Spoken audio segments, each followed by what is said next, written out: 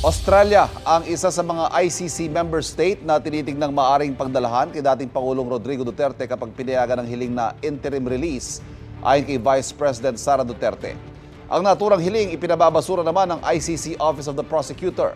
May unang balita si Marisol Abdurrahman.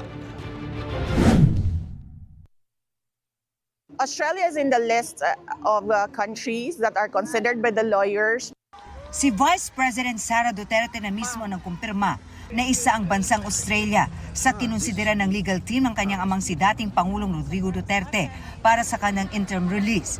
Paglilinaw ng bise, hindi ito ang kanyang pakay sa kanyang pagbisita sa Australia kamakailan. Gayunman, sinubukan daw niya makipag-ugnayan kay Australian Foreign Minister Penny Wong. But unfortunately, she is unable to meet me on Monday.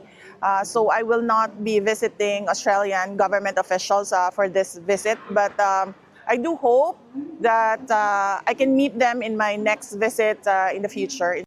Bukod sa Australia, may isa pang bansa na binanggit sa hiling na interim release ng kanyang ama pero hindi siya nagbigay ng detalye tungkol dito.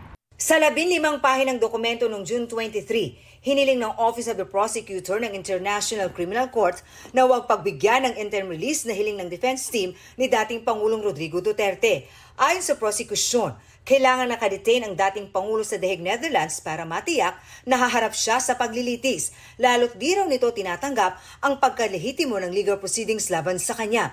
Posible rin daw magkaroon ng oportunidad ang dating Pangulo na pagbantaan ang mga testigo kung pagbibigyan ang interim release. Sinagot din ng prosekusyon ang sinabi ng depensa na naghayag ng hindi pagtutol ang prosekusyon sa pansamantalang paglaya ni Duterte sa hindi binanggit na bansa. Ayon sa prosekusyon, hindi sila pumayag na sa naturang bansa isagawa ang interim release, kundi sa ibang bansa na di rin nila pinangalanan.